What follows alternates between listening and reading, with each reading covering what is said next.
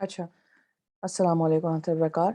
अब यहाँ पे अल्लाह ताला ने जो है वो फरमाया है, बेशक इस वाक़े में उस शख्स के लिए बड़ी इबरत है जो अल्लाह से डरता है। तो अल्लाह रब्बुल इज़्ज़त ने बयान फरमा दिया है कि जो शख्स डरता है अपने रब से, तो उसके लिए इसमें बड़ी इबरत का एक निशान है। ठीक है? तो यहाँ पे अल्लाह ताला फरमाते हैं कि अल्लाह से डरना ही काफ़ी नहीं होता है, आप अपने अमाल भी आपको बदलना चाहिए।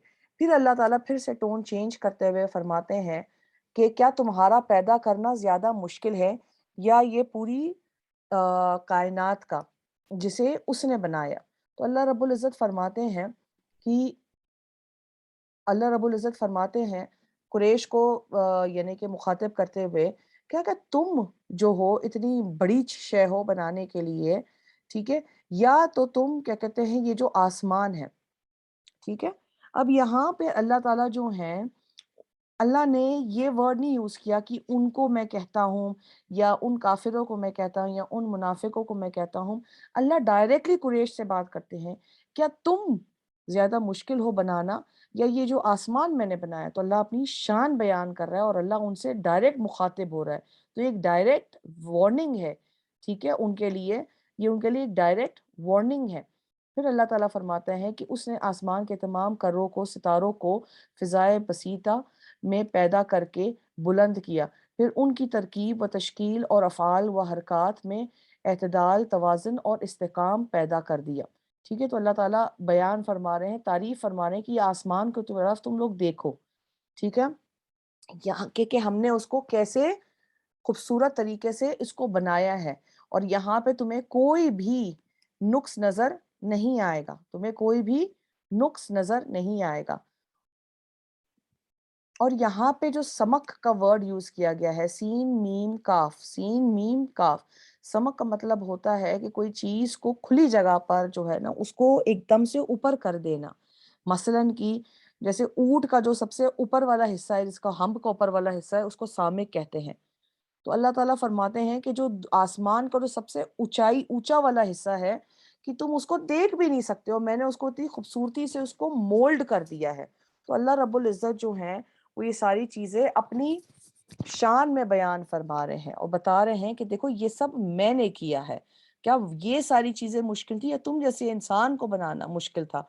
और उसने आसमानी खलाकी रात को यानी सारी खलाइक माहौल को मसले शब तारीक बनाया और इस खिला से यानी कि इन सितारों की रोशनी पैदा करके निकाला।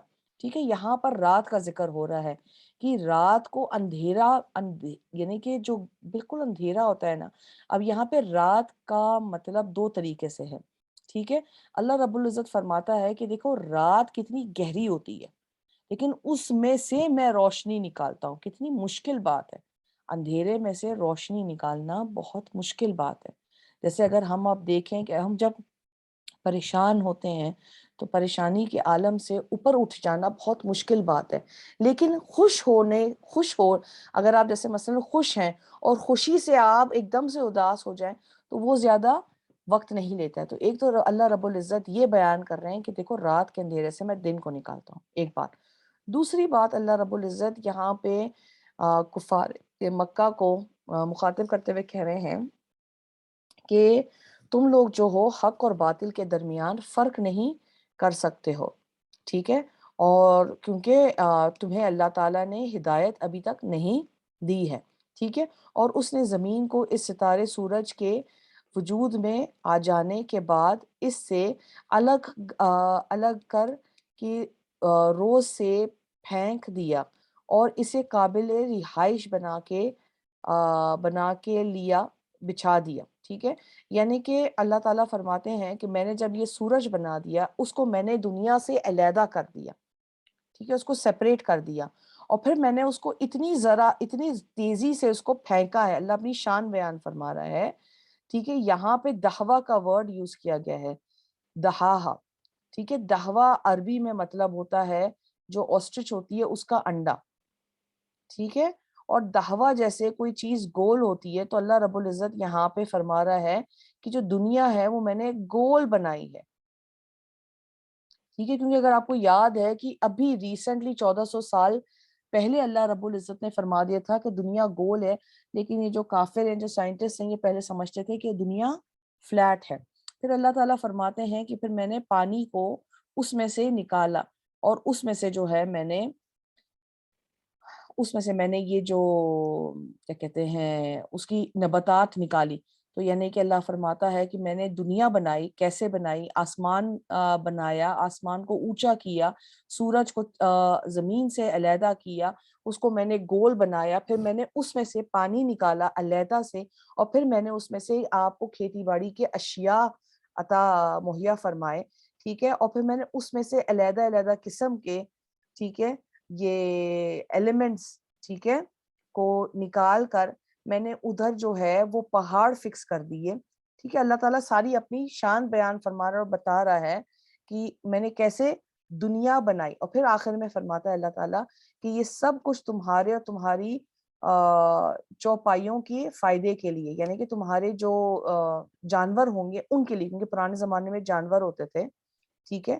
تو اللہ فرماتا ہے کہ دیکھو میں نے تمہیں کتنا کچھ سے نوازا ہے، تم صرف ہڈیوں کی بات کرتے ہو کہ ہڈیاں واپس تم بن سکو گے یا نہ، تم یہ سوچو، تم یہ دیکھو کہ میں نے تمہیں پوری دنیا بنا کر دی، پوری دنیا، اور دنیا میں نے تمہارے معاش کا سامان بھی پیدا کر کے دیا، پھر اس میں سے میں نے تمہیں یہ سب کچھ میں نے تمہارے بھلائی کے لیے اور تمہارے جو جانور ہیں ان کی بھلائی کے لیے کیا، لیکن جب بھی تم ناشکرے ہو، ٹھیک ہے۔ اور پھر اس وقت کائنات کے بڑھتے بڑھتے اس کے انتہا پر، ہر چیز پر، ٹھیک ہے، ہر چیز پر غالب آ جانے والی ایک بہت سخت آفت قیامت آئے گی۔ تو یہ ساری دنیا جو میں نے اتنی خوبصورتی سے بنائی ہے، ٹھیک ہے، پھر اس کے بعد قیامت آئے گی، ٹھیک ہے، ایک بہت بڑا دن آئے گا، قیامت آئے گی، ٹھیک ہے۔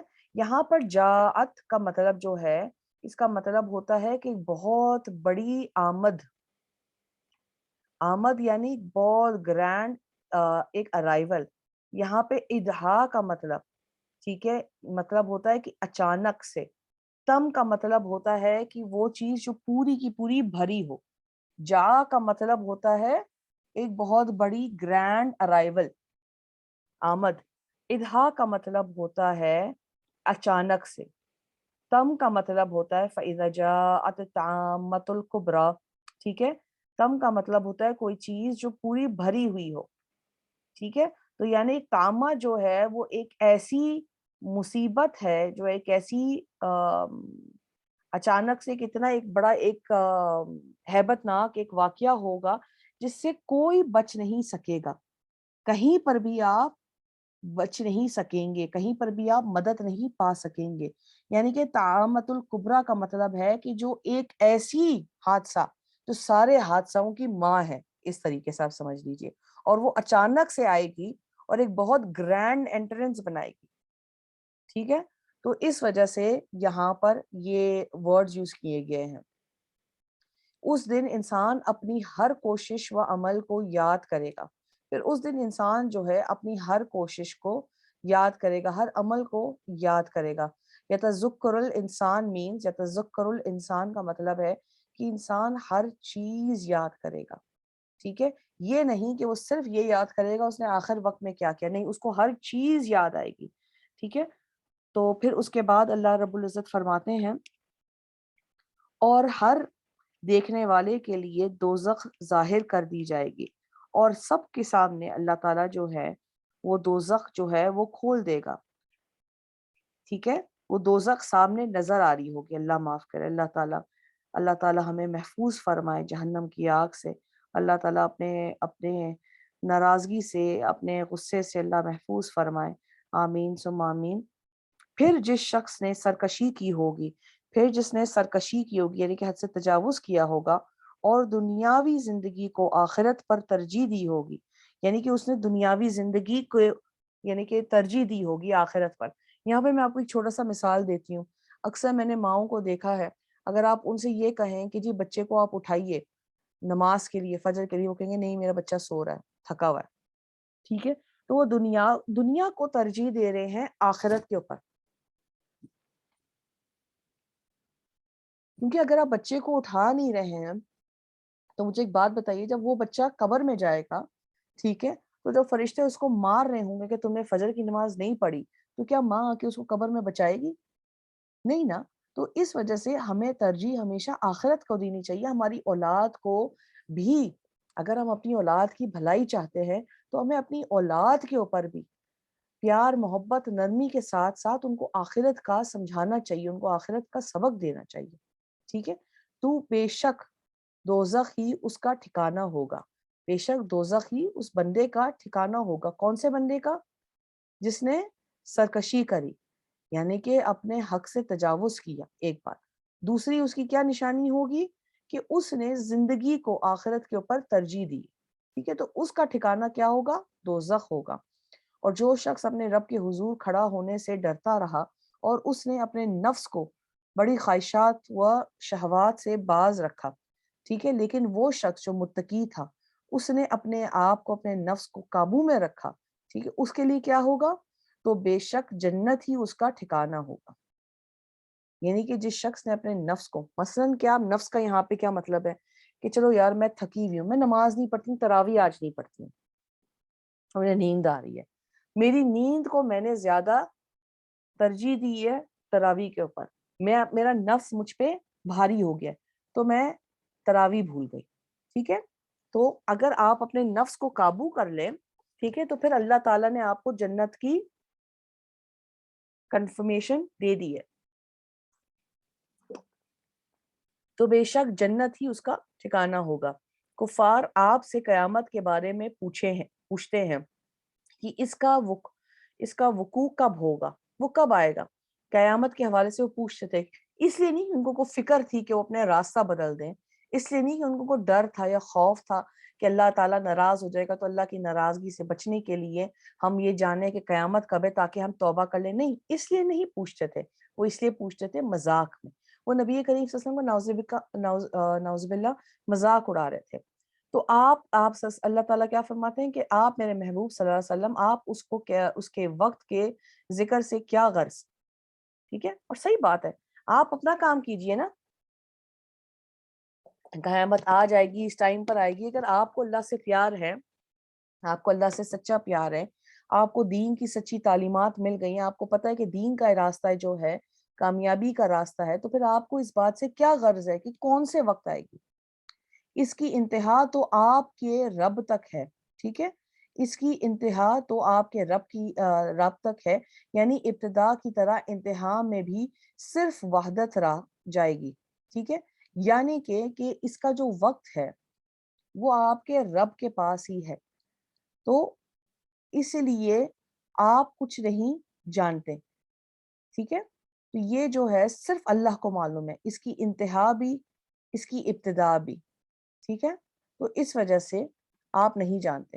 اس کی دیکھیں، اب یہاں اس والی آیت کو لے کر وہابی یہ کہتے ہیں کہ نبی کریم صلی اللہ علیہ وسلم کو نعوذ باللہ قیامت کا علم نہیں، غیب کا علم نہیں ہے، ٹھیک ہے؟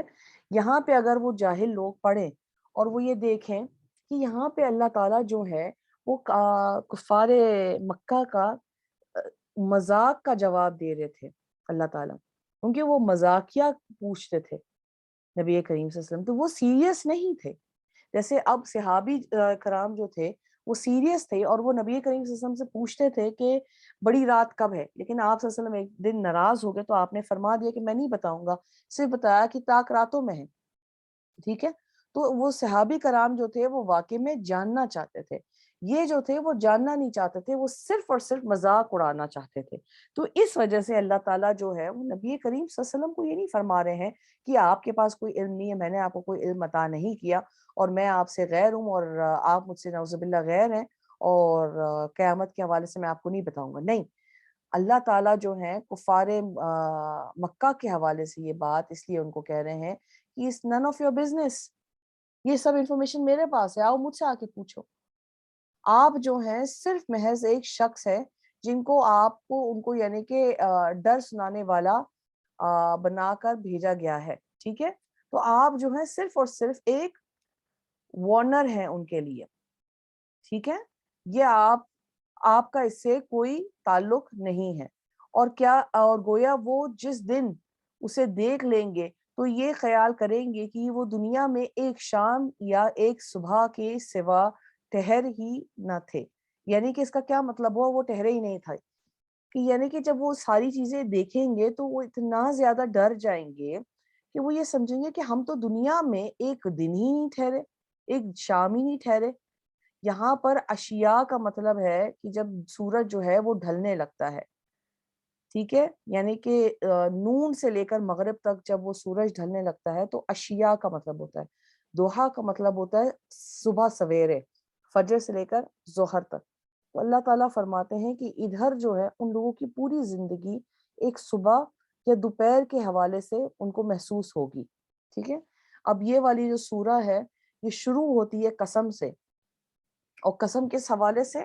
قیامت کے حوالے سے، اور یہ سورہ اللہ تعالیٰ ختم فرماتا ہے قیامت کے حوالے سے بتا کر۔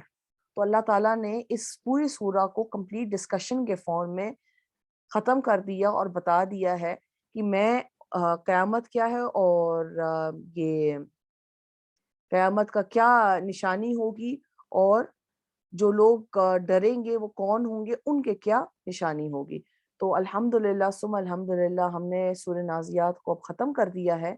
تو جانے سے پہلے بس میں آپ لوگوں کو سورہ عباسہ کی جو ہے وہ شان نزول بتا دیتی ہوں۔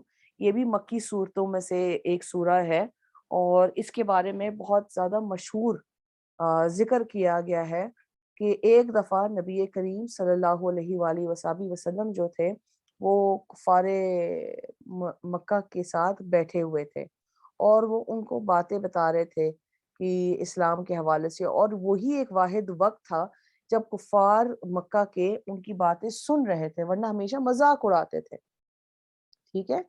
تو اس وجہ سے اس ٹائم پر کیا ہوا، اس ٹائم پر ایک کیا کہتے ہیں صحابی کرام آئے جن کا نام حضرت عبداللہ ابن مختوم تھا، ٹھیک ہے، رضی اللہ تعالیٰ عنہ۔ اور آپ جو تھے حضرت خدیجہ سلام اللہ علیہا کے جو تھے وہ رشتہ دار بھی تھے، تو اس وجہ سے ان کا ایک قربت والا رشتہ تھا نبی کریم صلی اللہ علیہ وسلم سے۔ تو آپ صلی اللہ علیہ وآلہ وسلم جو تھے وہ بہت ہی ایک گہرے کانورسیشن میں قریش سے بات کر رہے تھے اور ان کو بتا رہے تھے، اور اس محفل میں بتایا جاتا ہے کہ جو کفار مکہ تھے ان میں سے جو تھے وہ بڑے بڑے کفار مکہ تھے، ابو لہب تھا، ابو جہل تھا، ٹھیک ہے۔ تو یہ سارے جو شخص ہیں، یہ سارے شخص وہاں پر بیٹھے ہوئے تھے، ٹھیک ہے۔ تو اور آپ صلی اللہ علیہ وسلم ان سے باقاعدہ باتیں کر رہے تھے اور وہ اس بات کو سن رہے تھے، ٹھیک ہے۔ تو اور یہ نابینا جو تھے صحابی کرام، یہ نابینا بھی تھے، تو یہ اچانک سے آ کر آپ کو جھنجھوڑ کر آپ سے بات کرنے لگے، کہ کیونکہ دیکھیں جب وہ نابینا تھے ان کو نظر تو نہیں آ رہا تھا، ٹھیک ہے۔ تو یہ واقعہ اس کے اوپر کیا کیا نبی کریم صلی اللہ علیہ وآلہ وسلم نے، صرف اور صرف اپنا منہ دوسری طرف ان کا رخ پھیر کر آپ کے پیشانی مبارک پر ہلکا سا بل پڑ گیا، بس، اور کچھ بھی نہیں، اور اس کے اوپر یہ پوری کی پوری سورہ نازل ہوئی۔ تو انشاءاللہ اس سورہ کی ترجمہ اور ہلکی سی تفسیر ہم اگلے کلاس میں کریں گے۔ میں کوشش کر رہی ہوں کہ میں جتنی جلدی جاؤں، اور تاکہ آپ کو ساری انفارمیشن بھی ساتھ ساتھ دیتی جاؤں، اور آپ لوگوں کو اس کا فائدہ بھی ہو، اور ساتھ میں ہم انشاءاللہ تعالی رمضان میں قرآن کو مکمل طریقے سے پڑھ بھی سکیں۔ اللہ ہمیں اس کی توفیق عطا فرمائے، اللہ ہمارے گناہ معاف کر دے، اللہ ہمیں 5 وقت نمازی بنا دے، اللہ اس رمضان مبارک میں ہماری ساری دعاؤں کو قبول فرما دے، ہمارے ساری گناہوں کو معاف فرما دے۔ اللہ تعالی ہمارے اوپر سے ہر بیماری کو، فتنے کو، فساد کو، تکلیف کو، تنگی کو، تنگ دستی کو، لڑائی جھگڑوں کو، برائی کو، برے وقتوں کو اللہ تعالی ہمارے اوپر سے ختم فرما دے، جادو کو، نظر کو، سحر کو، عین کو، سب کچھ ختم فرما دے۔ اللہ ہماری زندگی میں خیر، برکت، عافیت کا معاملہ عطا فرما دے، زندگی میں، صحت میں، تقوی میں، ایمان میں، نماز میں، قرآن پڑھنے میں، آپس میں رشتوں میں اللہ تعالی ہمیں خیر کا معاملہ اور عافیت کا معاملہ فرما دے۔ تو انشاءاللہ تعالی پھر کل آپ سب سے ملاقات ہوتی ہے۔ وآخر دعوانا الحمد للہ رب العالمین۔ السلام علیکم ورحمۃ اللہ وبرکاتہ۔